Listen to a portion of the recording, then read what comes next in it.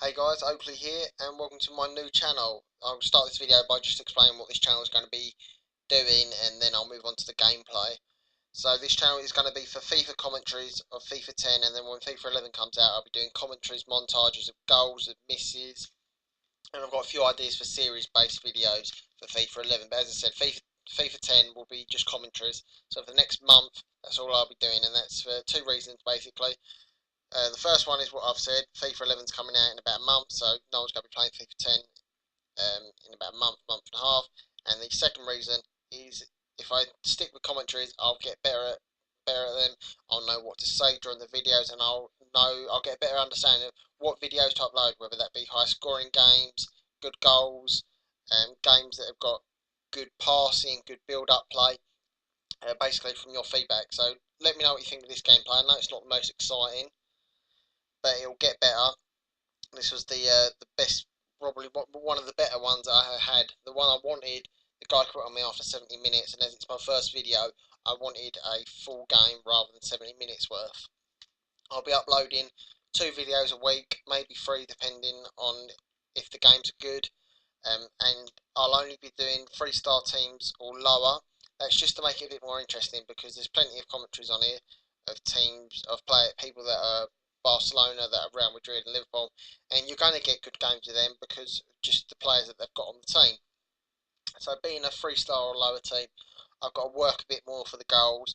I've got to pass. I've got to do more short passing rather than long balls, and I just think it will make it more of an interesting viewing than being the big teams. I don't claim to be a good player, like an excellent player. You won't see me rainbow flicking it to the goal, skilling loads of people up, one-touch passing all the way to the goal. It's just not the player I am. So if you're expecting that, then just turn off now, because you're not going to enjoy it really. So let's get cracking on with the gameplay.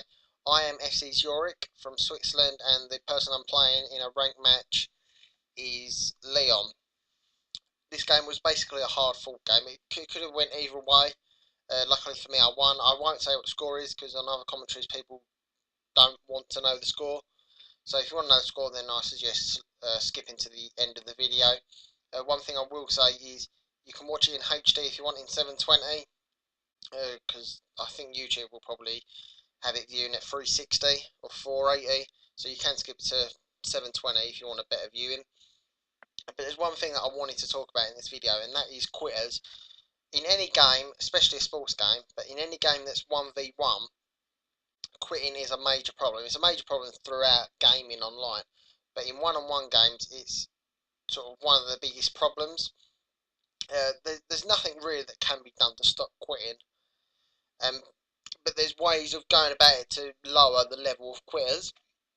And in FIFA 11, they're going to do the forfeit button, where if you're losing 4 or 5-0 or whatever, you can forfeit the game, which is the right. It's a good step. It's a step in the right direction, put it that way. But what I would like to see is DNF ratings coming up on ranked matches. I know they do it in FIFA 10 in the club matches, but in club matches it's less of a problem, people quitting. It's more of the ranked matches, and to have the DNF in the ranked matches would be a great help to know whether to not to play that person.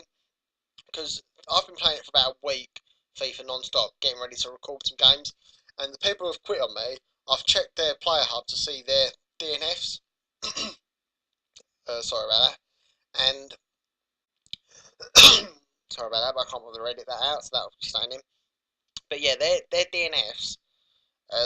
About 10 people quit on me since I've been recording, and um, the lowest DNF person was 16%, the highest was 38. Now, if I'm playing FIFA and I see DNF of around about 25%, I would not play that person. I'd quit out and search for another person, because chances are, if I'm winning or if I'm thrashing them, they're going to quit. And I don't want to invest 10 minutes into the game just for someone to quit in like the 70th minute. It's just not worth the bother, because it annoys me and the other person's probably just laughing. So I just think having the DNF would be a great help and an indicator to prevent it. So leave your comments below. Let me know what you think they should do. I know is something that's going to be debated hotly when FIFA 11 comes out. It was debated when FIFA 10 came out, and it was debated when FIFA 11 comes out.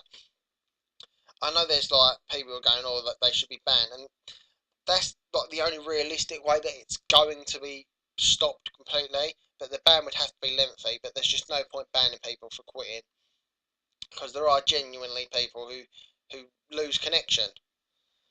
It's happened to me before, and no doubt it's happened to some people that are watching. So yeah, just leave your comments below. Let me know what you think should happen to quitters. And the other thing I want to talk about was clubs. Now, there's not much on FIFA 11 clubs being out, released yet. What I'm hoping is the Creation Centre can be used to create kits and badges for your club team, just to give it that more unique feel for your team, rather than having the kit of Manchester United or the kit of Barcelona. So to have that, every team would now sort of be unique. What I'd like to see as well is, I don't think it will, but what I think would be a nice feature is if you can choose the height and weight of each player in a certain position. So for centre backs, you could choose the height of like 6'5", rather than having the computer randomly assign the height of each player for you. Because then it'll stop the argument of, oh, I've got a 6 foot keeper, you've got a 6'5" keeper. Because obviously the person who created the team would have the choice of what height they would. I'd rather have all 6'5" goalkeepers, or whatever it goes up to, than having me having a 6 foot goalkeeper and the other person having a 6'5" goalkeeper. So leave your comments below. Let me know what you think of that idea. If you think it's a good idea, if you think it's a bad idea. And let's get stuck into the gameplay a bit more. It's 3-0 at the moment. First goal was just FIFA 101 really. Don't do short balls from goal kick. 90% of the time someone's going to be running to get in front of the last defender, or first defender. And 60% of the time the ball will go in. It's just FIFA 101. It's as much as you don't kick the ball out when the killer's got it in his hands when someone's behind you. So I'll come behind you and take it off you. So I don't know why he did it there. The second goal I didn't know much about. I crossed it in and then expecting the keeper to parry it, and I ended up walking it into the back of the net. And the third goal was a nice little chip, which when they go in, they're always nice, but when they don't, you just feel like a cunt, really. You think, oh, I should have smacked that, it would have went in. But yeah, this game was, it was hard fought. As I said, it could have went either way. He did have a few chances, but luckily for me, I got my goals in. So I think I've got about 30 seconds left, so I'll quickly run through the Premier League games from today. Liverpool won 1-0 against West Bromwich Albion. Bolton drew to Birmingham 2-2. Birmingham 2-0 up. So that's a good result for Bolton, sorry. What other as well? Aston Villa won 1-0 against Everton, and there was another game. Oh yeah, Man City lost to Sunderland 1-0 from a late penalty that Darren Bent converted. If you like this video, then subscribe. If you didn't, that's fine. Let me know what gameplays you want. And if you watched it all the way through, thank you very much. Until the next video, catch you later.